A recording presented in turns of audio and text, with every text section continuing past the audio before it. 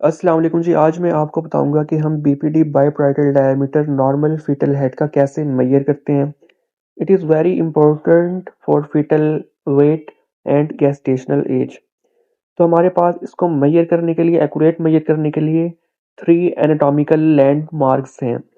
ठीक है, तो सबसे पहले बता दूं कि सबसे पहले हमने फीटल हेड को लोकेट करना है, स्फेलिक पोजीशन है या फिर ब्रीच।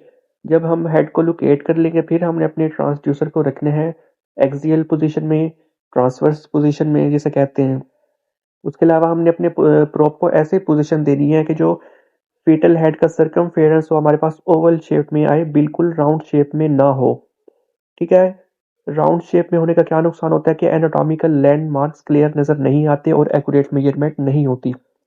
एक्यूरेट मेजरमेंट के लिए हमें चाहिए ओवल शेप्ड सर्कमफेरेंस। ठीक है, जो हमारे पास 3 लैंडमार्क्स हैं वो क्या है। एक है फाक्स सेरिब्राई जो डिवाइड करती है हेड को 2 हिस्सों में। सेंटर में इकोजेनिक लाइन नज़र आती है। ठीक है, ये आप देख सकते हैं। दूसरे नंबर पर क्या होता है कि इसके ऊपर नीचे होता है heart shape thalami, both the thalamus हमने देखना होता है। और तीसरे नंबर पर आ जाता है CSP, कैवम सेप्टम पेलुसिडम। ये तीनों चीज़ें हमारे पास लैंडमार्क्स हैं। जब हम ये तीनों चीज़ें क्लियर नज़र आ जाएं स्क्रीन पर, हमने फ्रीज कर देना इमेज को। फिर हम इसकी लेते हैं मेजरमेंट। मेजरमेंट लेने का क्या तरीका है कि आउटर टू इनर एज, यानी कि हमने एक बोन के आउटर साइड से, आउटर एज से स्टार्ट करनी है मेजरमेंट लेना, और दूसरी बोन के उसके सामने इनर एज तक हमने मेजरमेंट लेनी है। ठीक है, ये तरीका है मेजरमेंट लेने का। और ये मेजरमेंट एक्यूरेट आना शुरू हो जाती है after 13 weeks of gestational age. उससे पहले इतनी एक्यूरेट नहीं होती।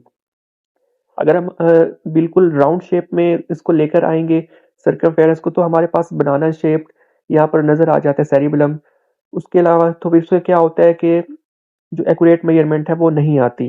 ठीक है, हमने ओवल शेप में लेकर आना है, फिर हमने इसको फ्रीज करना है, फिर मेजरमेंट लेनी है। ये नज़र आ रहा है इसमें, दूसरी इमेज में भी हमारे पास क्या है, फाक्स सेरिब्राई है, इसके ऊपर नीचे थैलेमस भी है, दोनों थैलेमस हम क्लियर नज़र आ रहे हैं।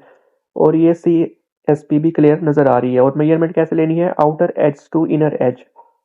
एक और इमेज है, इसमें भी आप देख सकते हैं फाक्स सेरिब्राई भी क्लियर नज़र आ रही है, दोनों थैलेमस भी नज़र आ गए हैं, और CSP भी क्लियरली नज़र आ रहा है। ठीक है, और ये शेप भी आप देख सकते हैं ओवल शेप्ड है। ठीक है, हेड की ओवल शेप। इस तरह हम BPD मेजर करते हैं आउटर टू इनर एज, और ये बिल्कुल एक्यूरेट होती है आफ्टर 13 वीक्स।